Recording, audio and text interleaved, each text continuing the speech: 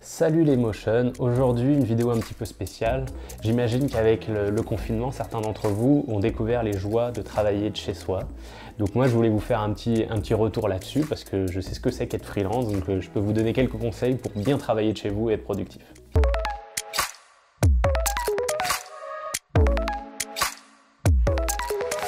Voilà, mon premier conseil, ça paraît tout bête, mais de mettre son réveil. Pourquoi je dis ça? Ça veut dire qu'il faut garder finalement un rythme normal de travail, travailler du lundi au vendredi en mettant son réveil. Si vous reculez trop l'horaire du réveil, vous risquez de décaler complètement votre journée et donc finalement vous allez être beaucoup moins productif. Voilà, ça dépend des personnes. Il y a des personnes qui préfèrent travailler le soir, mais si vous passez de l'un à l'autre, si vous passez de la vie de salariat à la vie entre guillemets de freelance, travailler chez soi, il faut que vous restiez dans les créneaux normaux. Pareil, c'est de garder vos habitudes, donc gardez vos horaires de pause. Si vous aviez l'habitude de boire un café à 11 h, et ben continuez de le faire. L'idée c'est juste de transposer finalement vos habitudes précédentes dans votre nouveau lieu de travail qui est chez vous.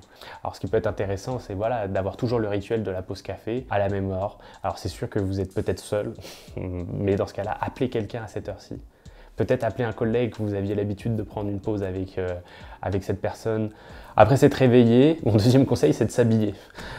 On est tenté, quand on travaille de chez soi, à finalement peut-être rester en caleçon ou garder une tenue un peu du dimanche. Et moi, au contraire, je préfère travailler en étant habillé comme si j'étais à l'extérieur. Donc en fait, je vais m'habiller, mettre une petite chemise. Bien sûr, on n'est pas obligé d'être bien rasé. Regardez, je ne suis pas un bon exemple là-dessus. Personnellement, moi, j'ai besoin d'avoir des chaussures d'intérieur. Donc, quand je travaille de chez moi, j'ai mes chaussures propres d'intérieur. Je les porte jusqu'à la fin de ma journée où je vais les retirer et mettre mes chaussons. Donc, en fait, ma déconnexion, même si je reste chez moi, c'est simplement de retirer mes chaussures. Donc tout au long de la journée, je les garde. Quand j'ai fini ma journée de travail, je me mets en chaussons. Finalement, je n'ai pas quitté l'endroit, mais j'ai juste changé de chaussures. Alors voilà, à vous de trouver vos propres habitudes. Un des points majeurs aussi, c'est de vous créer un bon espace de travail. Donc on ne peut pas travailler sur son canapé ou dans son lit. Ça, les premiers jours, ça peut être super fun, c'est cool, vous traitez vos mails dans votre lit ou vous travaillez vos nouveaux visuels sur votre canapé, mais vous allez vous flinguer le dos, vous n'allez vraiment pas être productif. Donc le plus important, c'est de vous créer un bureau. Si vous n'en avez pas, ça peut être une planche avec 2 tréteaux. Ça, franchement, on a tous plus ou moins ça chez nous. C'est vraiment peu importe ce que c'est, ça n'a pas besoin d'être grand, mais ça a besoin d'être un environnement où vous allez pouvoir poser votre ordinateur ou votre matériel nécessaire pour votre travail et être concentré. Idéalement, pas dérangé, si ça peut être un lieu avec une porte fermée pour éviter la cohabitation avec le reste de la famille si vous n'êtes pas seul, c'est primordial. Mais voilà, en tout cas, avoir un espace propre, clean, et dans lequel vous n'allez pas laisser traîner des assiettes et des tasses à café. Un autre conseil important pour moi, c'est vraiment de limiter l'usage des réseaux sociaux. Maintenant que vous travaillez de chez vous, vous n'avez plus personne derrière votre épaule. Et donc, il n'y a pas la pression sociale environnante de vos collègues qui vous voient en train de passer une demi-heure sur Facebook. Donc, le temps, il peut défiler. Vous pouvez regarder passer votre matinée finalement en vous perdant et en procrastinant dans les applications et sur les réseaux sociaux. Donc, un super outil que je vous recommande, c'est l'extension pour Google Chrome Stay Focus. Donc, si vous n'êtes pas sur Google Chrome, je pense qu'il doit y être sur Mozilla et tout. Si vous êtes sur Internet Explorer, too bad, changez, ça sert à rien Internet Explorer. Donc ça sert juste à installer Chrome ou Mozilla. Donc cette extension Stay Focus, elle est super parce qu'en fait vous allez pouvoir régler combien de temps vous voulez passer sur tel ou tel site. Donc dedans vous allez pouvoir par exemple mettre un lien vers Facebook, un lien vers YouTube et déterminer que vous voulez y passer seulement 20 minutes par jour.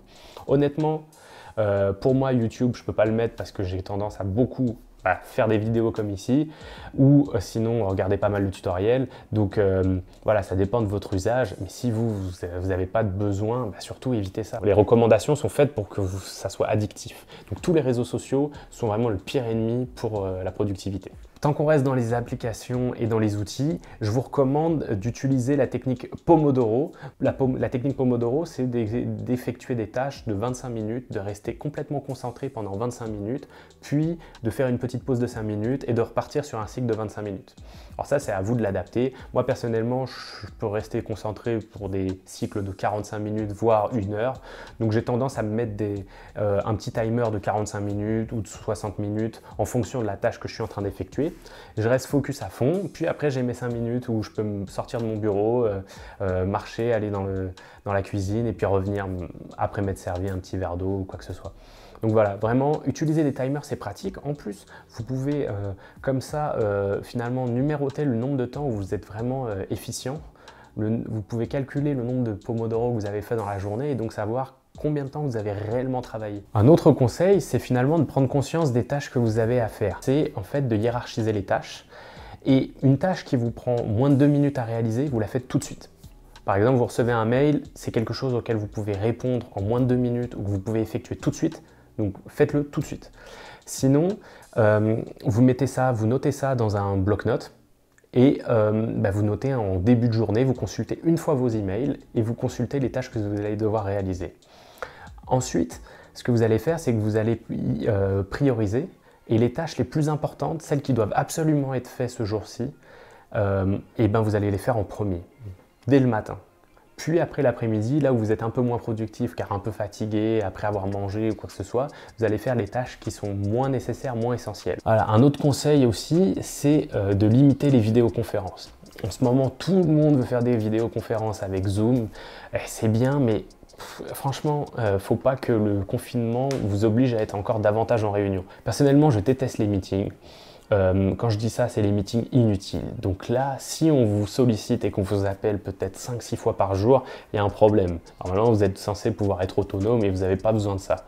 Donc, limitez au maximum les vidéoconférences. Faites-en peut-être une le matin et c'est tout. Faites un point en fin de journée, je sais pas, débrouillez-vous, mais essayez de fuir ça au maximum parce que ça va vraiment vous perdre plus qu'autre chose. Surtout, évitez tous les chats. Ça veut dire il y a beaucoup d'entreprises qui aiment bien travailler avec Slack, qui aiment bien travailler avec Hangout pour Google. Franchement, déconnectez-vous de ça. Dites juste que vous n'êtes pas productif. Dites à vos collaborateurs que vous n'avez pas besoin d'être tout le temps joignable. Gardez votre téléphone avec vous. Dites-leur que vous êtes plus joignable par téléphone que par ces petites applications parce que franchement, ça vaut pas le coup. C'est une perte de temps, personnellement, moi j'aime pas du tout. A contrario, je vous conseille d'utiliser votre téléphone et d'appeler à chaque fois que donner vos explications par email prendrait beaucoup plus de temps que d'appeler la personne. Donc en gros, si vous devez mettre plus de 2 minutes à rédiger votre email, c'est qu'il y a un problème. Donc dans ce cas-là, appelez directement la personne. Ça passera plus vite, vaut mieux 2 minutes d'appel que 10 minutes ou un quart d'heure à rédiger un email et vous allez perdre beaucoup de temps avec ça. Parce qu'en plus, les emails, le problème, c'est que souvent, il y a une incompréhension qui peut se créer. Donc imaginez si vous devez répondre en 3 emails pour finalement comprendre réellement la demande, gagner beaucoup de temps en appelant directement la personne. Voilà, c'était mes quelques conseils pour vous aider à travailler de chez vous. J'espère que ça va vous être utile. Moi, c'est des conseils, c'est par expérience que je vous donne ça. À vous de trouver vos propres rituels, à vous de trouver votre propre manière de fonctionner. L'important, c'est de se connaître et de savoir quand est-ce qu'on est productif. Donc, limitez la procrastination, mettez-vous une petite extension pour bloquer justement et passer trop de temps sur des sites qui n'en valent pas la peine. Créez-vous un très bon espace de travail, donnez-vous des plages horaires définies, donc travaillez 7 ou 8 heures par jour. Il faut tirer profit de cette expérience. Peut-être que ça va vous donner par la suite envie d'être freelance, donc vous avez un petit avant-goût de ce que ça va donner. Donc surtout, profitez de ce temps-là pour vous former, pour faire toujours plus de motion. Et puis moi, je vous dis à bientôt pour de nouvelles vidéos. Ciao!